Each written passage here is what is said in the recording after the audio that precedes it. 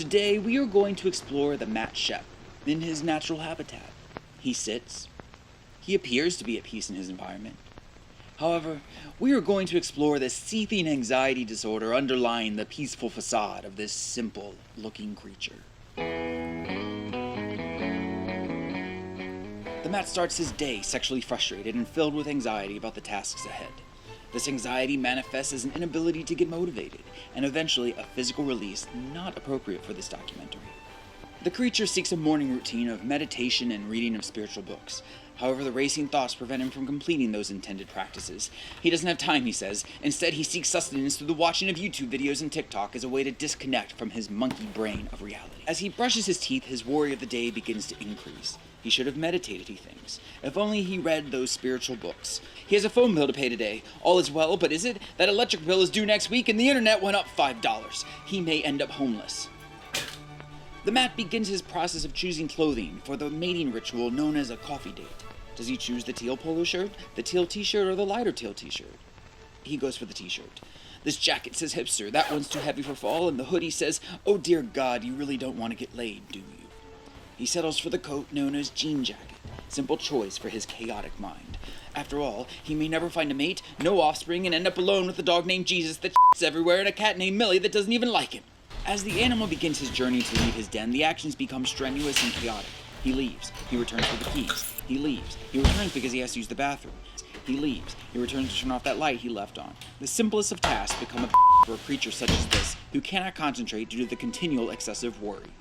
As Matt Shep makes his way back home after another day facing anxiety, he is exhausted, not only from the day's activities, but the constant mind chatter that is the Matt. Excuse me, I think I can take it from here. Oh, are you sure? No, really, I got it. I'll just be over here, off screen. So guys, on today's video, I want to share with you some simple ideas that I do that help me with my anxiety disorder. Get a diagnosis. For years, I thought that I had ADHD because I went to one doctor and he said, yep, you have ADHD. I went on medication for it, and it really didn't help me the way I needed to. What was your childhood like? Chaotic. Romantic relationships? Stressful. Any trauma in the past couple years? My brother killed himself. Sorry to hear that. Yeah, me too. Any addictions? Chronological or alphabetical? In regards to my anxiety, I did end up going on medication that was specifically for my anxiety. However, that is for a whole other video. Today, I simply just want to focus on the actions that I strive to take on a daily basis to lessen the anxiety that's already in my life. Use a God box. Here's the thing, you don't have to be spiritual, you don't have to believe in God. That's not what this is about. The whole idea is that we live in a physical world. Get a piece of paper and get a box. And whatever it is that you're worrying about, put it into the box, and then you can mentally tell yourself, okay, at this moment, I'm choosing to put this away and not think about this. Our electric bill was super high. How are we gonna pay rent at the end of the month? Inside. But like, what if we go to this party and nobody likes us? Doesn't matter. Will we ever hit 100,000 subscribers? And anytime those thoughts come up, you can say, off. I put you in the box. I don't need to think about you right now. Meditation. Meditation is something that we can all use in our life. I've already done a video about it. You can take a look right there at that video. And it's just something that's always worth mentioning because it's a way for us to help and cope with the thoughts that run through our head. The Matt continues his quest to quiet his mind as he... Will you shut up? Help others. One thing I have to admit is that part of my anxiety and my worry is a lot of self-centeredness. And one thing that I've learned that has helped me with that is I have to get out of my own head. And another way to get out of my own head is to put the focus and energy into being of service to others. That might mean getting a friend a cup of coffee or calling someone and asking them how they're doing.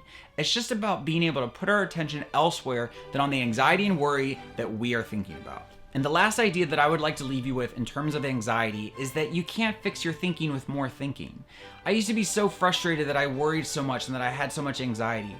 But there is always a flip side to every struggle. And I've got to see that I am a constructive thinker. I have compassion. And I'm empathetic to other people's struggles because of my own issues with worry and anxiety. But what I want to suggest to you is that in the comments below, leave a worry or concern that is sticking with you. And do that. Leave it in the comments. You don't have to come back and pick it up unless you want to. So how was that? Not bad at all, Matt.